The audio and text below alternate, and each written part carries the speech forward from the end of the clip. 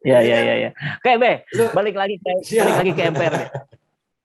Siap. Jadi MPR itu menerima pengaduan dari rakyat.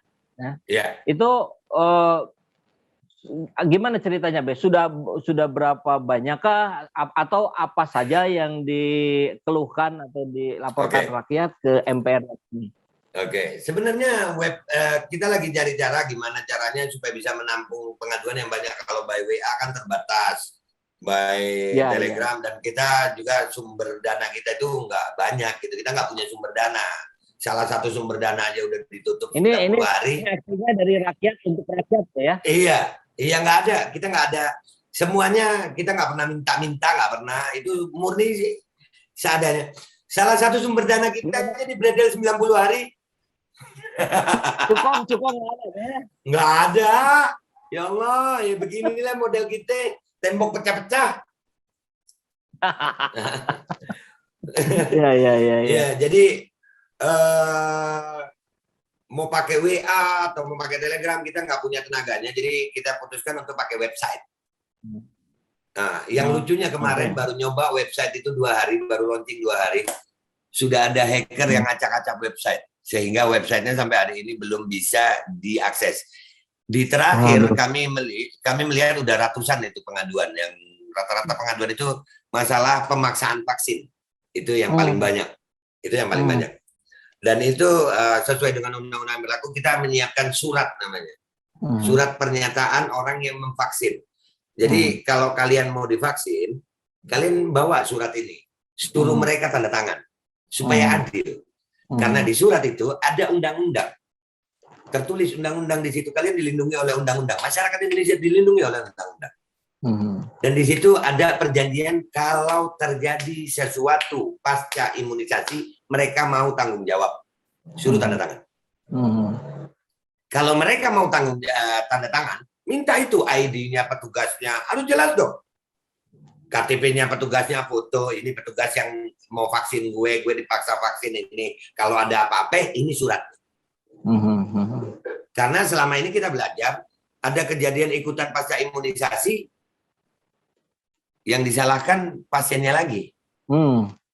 Ya, yang salah pasiennya lagi. Ada komorbid lah, ada macam-macam. Kesian kan, Pak?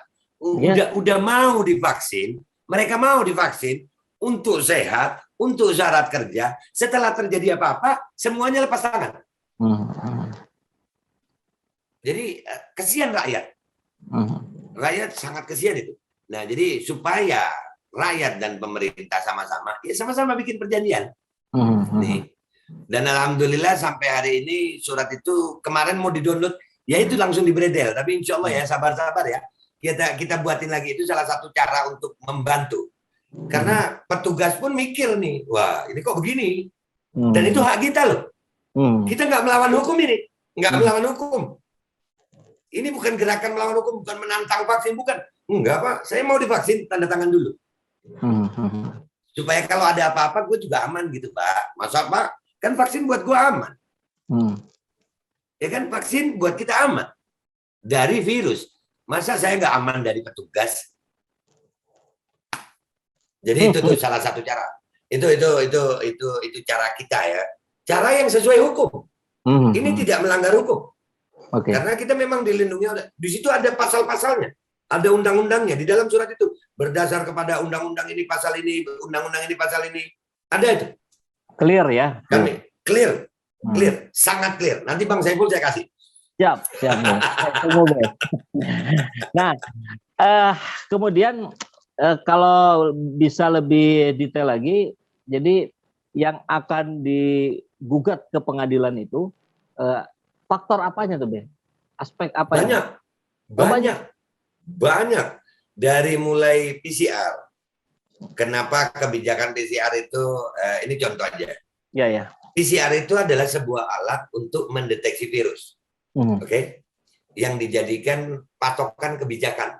Betul. Patokan kebijakan tolak ukur untuk mengukur seseorang itu kena COVID atau tidak. Nah, ini yang jadi pertanyaan juga. Kenapa ada yang 6 jam, ada yang 12 jam, ada yang 24 jam, ada yang 3 hari? Dan itu saya sudah melakukan riset. Bedanya bukan di fungsi alatnya, bukan. Bedanya di harganya. Alatnya Jadi, sama. alatnya sama, prosesnya sama, sampelnya sama, hasilnya juga bisa sama. Yang membedakan cepat atau lambat adalah harganya. Saya belum paham, Be. Gimana maksudnya? Apa kan langsung di pikiran saya gini, Be. Ini mau yang 6 jam 1,5 juta baru dikeluarin misalkan 6 jam ini langsung keluarin. Kalau yang mau 12 jam si kertas itu sudah ada tapi disimpan dulu nunggu 12 jam baru dikasihin. Apa begitu? Makanya ini kan sesuatu yang menggelitik. Ya. Kita kalau protes ini di media sosial nggak didengar. Nggak didengar, bahkan dibungkam. Jadi ini perlu dipertanyakan. Apakah alat itu kalau lihat uang 2 juta kerjanya cepat? Jadi lu bayar 600.000, lu tunjukin ke alat itu. Weh, alat 600.000. Wah, kerjanya 24 jam. Terus lu tambahin. Saya 2 juta aja. Tunjukin duitnya. No, 2 juta. 6 jam keluar. Jadi alat ini sesuai fungsinya atau sesuai harganya? Ini yang perlu diaudit. Kami nggak bilang alat itu salah dulu. Alat tesnya, tapi begini, Bang. Mesin PCR-nya itu dipastikan sama atau berbeda? Sama. Udah sama. Dan sama, prosesnya sama. Dan belum ada alat PCR itu, ini kita makanya sering di hashtag itu kita audit alat PCR. Iya, bagaimana tempat yang berbeda-beda di hari yang sama bisa hasil yang berbeda-beda juga. Katanya, nggak boleh dijadikan dasar. Oke, nggak apa-apa, nggak boleh dijadikan dasar. Yang dijadikan dasar itu adalah city value, angkanya. Saya nih angkanya dari 5 tempat, ada yang 30, ada yang 40. Andai kata batas positif negatif itu beda, kan ada tuh. Dia ada, batas city value positif negatif itu masing-masing beda. Oke, angka city value-nya sama mestinya. Kalaupun ada selisih, nggak sampai sebegitunya juga. City value, ya. Dan kenapa beda? Dan bayangkan akibat berbeda ini, kalau ada pasien kayak saya gimana nasib? Saya ini positif atau negatif? Saya ini harus minum obat atau kagak? Saya harus isolasi atau enggak? Nah, saya harus isolasi atau enggak? Dan itu kan rentetannya banyak. Dan yang lebih parahnya lagi, kalau udah begitu, kebayang nggak kalau pasien-pasien yang nggak punya uang, kesian. Mereka sebenarnya di alat sini bisa negatif, di alat itu positif. Akhirnya dia harus jauh dari keluarga. Ada anak yang dijauhkan dari orang tuanya. Ada orang yang nggak bisa kerja. Ya mending kalau kerjanya itu di kantor yang dapat gaji, alhamdulillah sih kantornya mengerti, bisa work from home. Tapi gimana kalau pedagang kaki lima yang begitu?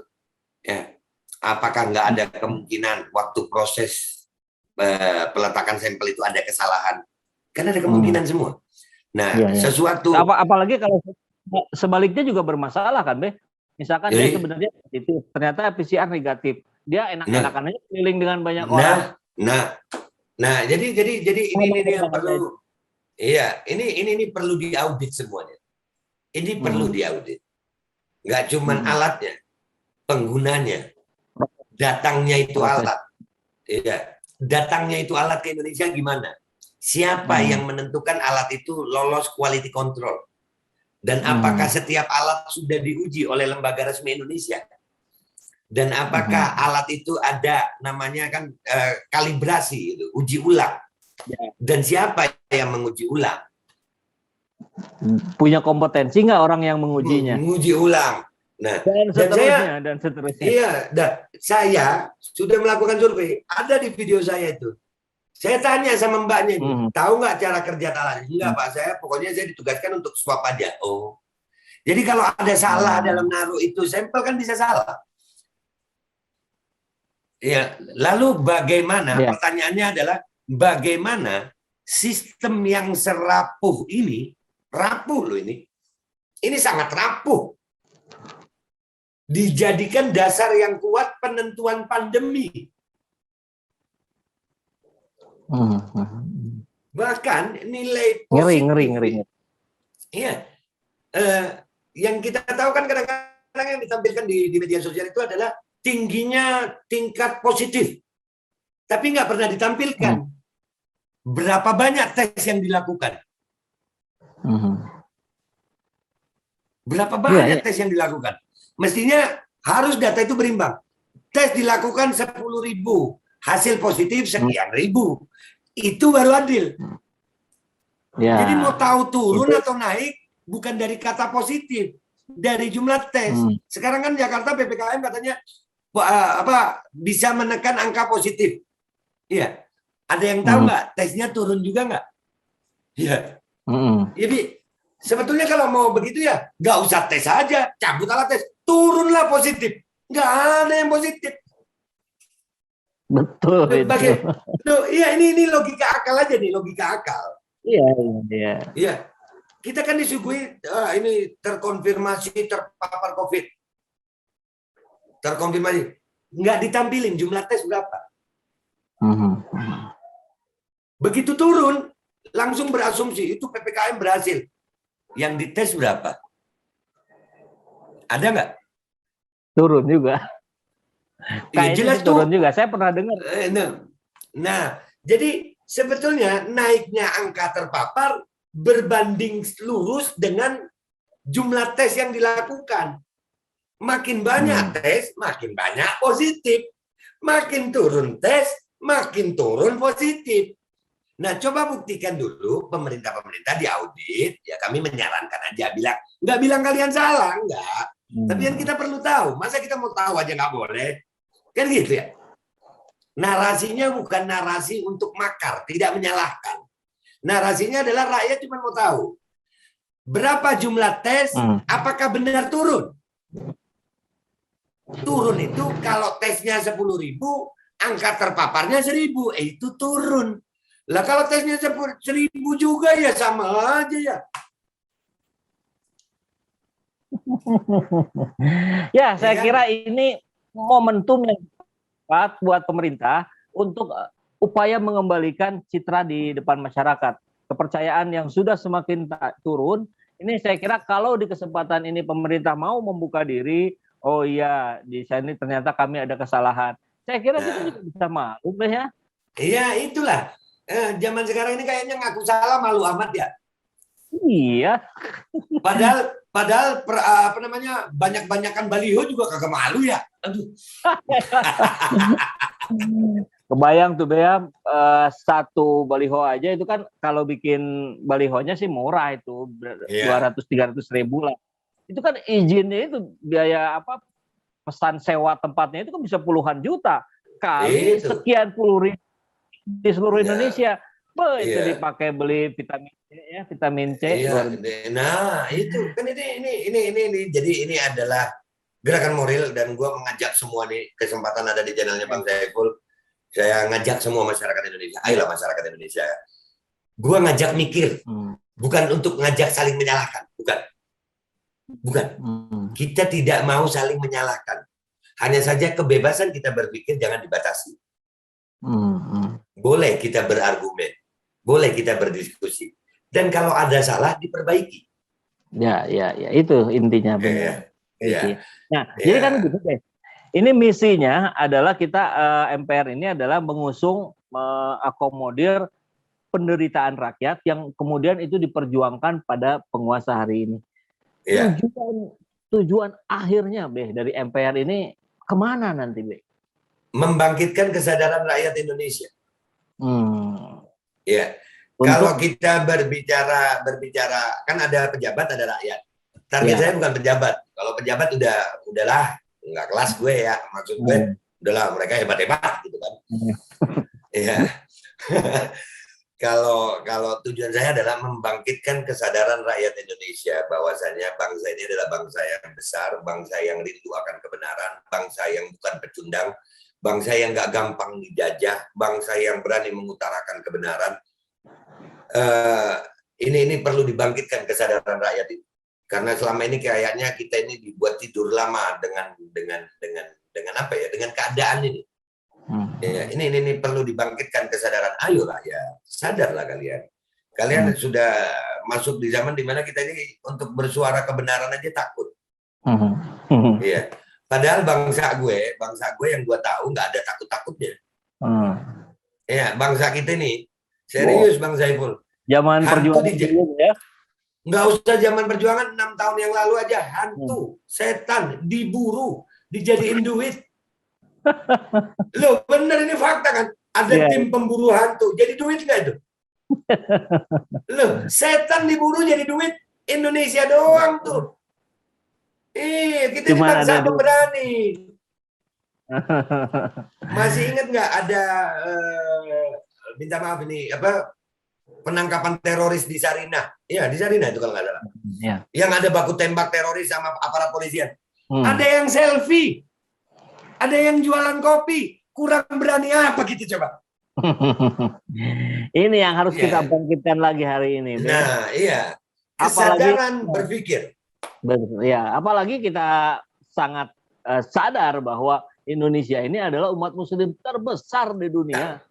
Jadi ini harus menjadi mercusuar tuh ya betul-betul dari umat muslim ya. Dan sekarang ini ya perlu saya kasih tahu semua sama semua. Indonesia ini percontohan dunia sekarang. Ini di Indonesia kalau berhasil keluar dari pandemi, selesai pandemi dunia, selesai. Dan gerakan seperti saya ini nggak cuma di Indonesia, di dunia juga. Saya sudah berkoordinasi dengan Australia, dengan Malaysia, dengan Singapura. Ya, ada beberapa rekan di Dubai.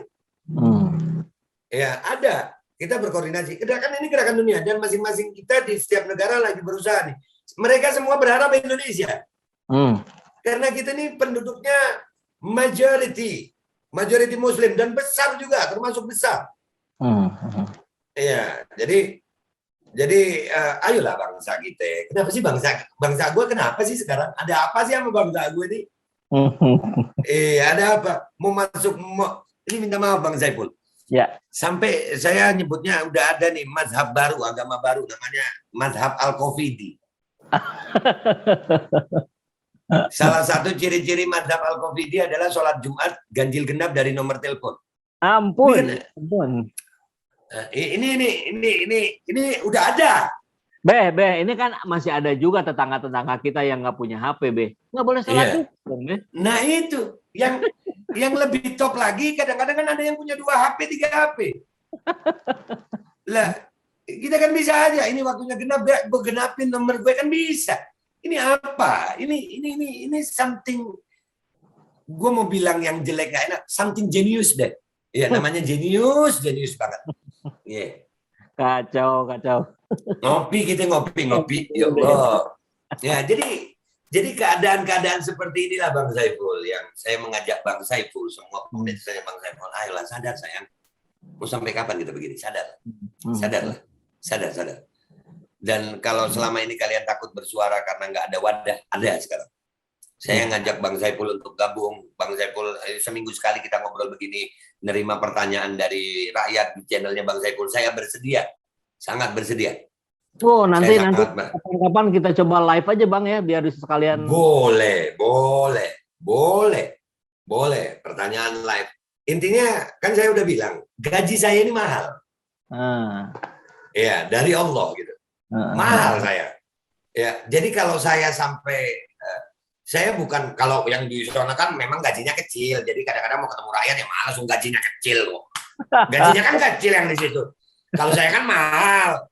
Masa sih saya yang digaji mahal sama Allah, kerjanya cuma sedikit, nggak malu saya sama Allah. Saya malu sama yang gaji, ya kan? Kalau yang di sana kan memang wajar aja nggak mau ketemu rakyat karena memang gaji dari rakyat kecil kali ya. Iya, jadi begitu. Oke. Ini ya Bang Saiful. Untuk MPR saya support 1000%. Alhamdulillah. Perlu apapun kita insya Allah siap. Saiful Zaman dan tim di Bandung kita akan sebarkan terus ini di berbagai platform. Dan panjang umur perjuangan. Tadi ada yang kelupaan, Siap. Agenda terdekat dari MPR apa, Agenda terdekat dari MPR adalah untuk menggugat alat PCR. Ya. Itu ke mana? Siapa yang akan digugat kita masih rahasiakan. Biarkan mereka berpikir. Karena itu bisa banyak. Biar aja mereka berpikir. Intinya kami akan menggugat fungsi PCR, terus apa ya, cara kerja PCR, terus orang-orang yang menggunakan PCR, bagaimana itu perusahaan mana aja yang dapat izin PCR. Karena perlu Bang Saiful tahu, alat PCR masuk Indonesia itu kalau tidak salah non pajak. Ya. Ya, jadi itu ya kami fokus di alat PCR-nya dulu. Dan itu bukti-buktinya udah 1 bundle begini ditambah mungkin sekitar 2 atau 3 giga, 30 giga mungkin file video yang jadi alat bukti. Ya. Siapa yang terbuatnya kita rahasiakan dulu. Setelah nanti konferensi pers baru. Siap. Be, andai kita berandai-andai, Be. Andai pandemik ini selesai, udah selesai, MPR yang Majelis Penelitian Rakyat masih ada atau selesai juga, Be? Sampai kapanpun, insya Allah selama gue masih hidup ya. Selama gue masih hidup deh ya. Selama gue masih hidup, kita nggak tahu umurnya orang ya. Dan andai kata gue mati terus ada yang menerusin, ya ayolah. Karena ini perjuangan bukan perjuangannya Babe, bukan. Babe itu cuma debu di perjuangan ini, gitu. Cuma debu gitu nih. Gitu ini cuma debu. Andai kata gua mati jangan berhenti berjuang wahai bangsaku gitu. Iya. Mantap, luar biasa. Tapi ini udah di ini, Be, udah di apa namanya?